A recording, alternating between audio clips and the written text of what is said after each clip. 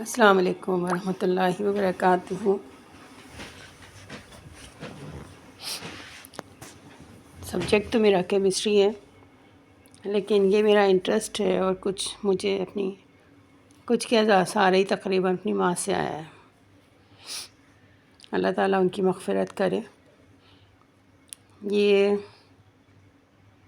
इसका बनाने का तरीका आपको वन बाय वन बताती हूँ।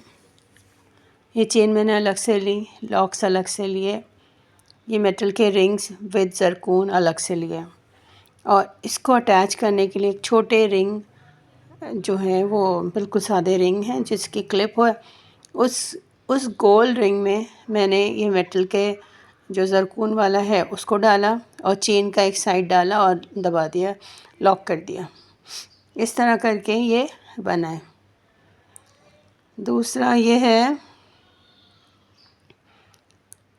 इसमें लेटर्स भी इसी तरह से पिरोए हैं और नग डाले वही जो ज़रकून के रिंग हैं।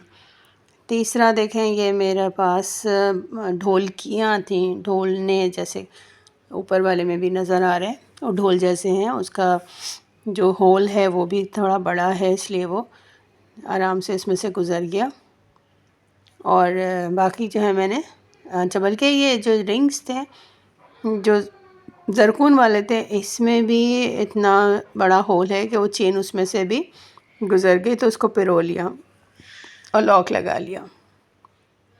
तीसरा ये है, ये बिल्कुल बारीक पोत वाली मोतियाँ हैं जिसको डायमंड कटिंग्स भी कहते हैं। कटिंग्स तो नहीं है, ये मोतियाँ हैं, इसमें होल है मगर थोड़ा बारीक है, तो बारीक तार में पिरोकर ये मैंने बनाया। और इसमें भी रिंग्स के लिए उसी तरह से, बल्कि ये भी थोड़ा पतला था तो इसमें से भी ये लेटर्स भी गुज़र गए और ये हाँ, इसमें लेटर्स ही डाले, थोड़ी सी मेटल की मोतियाँ भी थी वो भी डाली।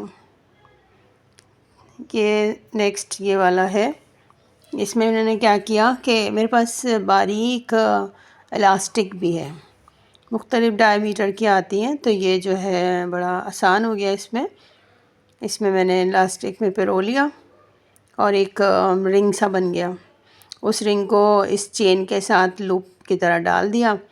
बाकी मेटल के वही ज़रकून वाले जो रिंग्स हैं वो रिंग और इसके साथ पिरो लिए। इस पिक्चर में ये रिंग साथ आ रहा है, इसको मैंने जूम नहीं किया, बता देती इस तरह भी।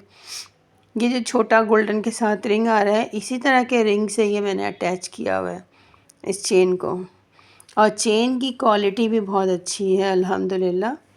ये नेक्स्ट एक और रह गया। इसमें क्या किया मैंने कि चेन के साथ वो रिंग लगा दिया, लॉक्स लगा दिया दूसरे साइड पे, दूसरे रिंग में चेन में 2 पीसेस लिए और बीच में उसको इलास्टिक से नॉट लगा के, और फिर ये बारीक पोत की मोतियां हैं और रिंग्स वही ज़रकून वाले, और इसमें कुछ वो भी थे, कुछ पत्ते की शेप का भी था, वो भी इसमें डाला है। उसमें भी 2 होल थे, तो एक तरफ से डाला, दूसरी तरफ से निकाल लिया, और इस तरह से ये सारे ब्रेसलेट इसी तरह से बने हैं। एक और है, ये रहा।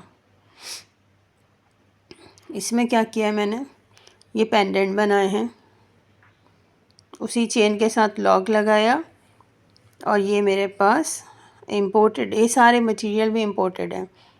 ये स्टोन है और इसके साथ ये था, इसमें मैंने वही रिंग फंसाई। ये देखिए रिंग नज़र भी आ रहा है, इसके राइट और लेफ़्ट पे रिंग नज़र आ रहा है।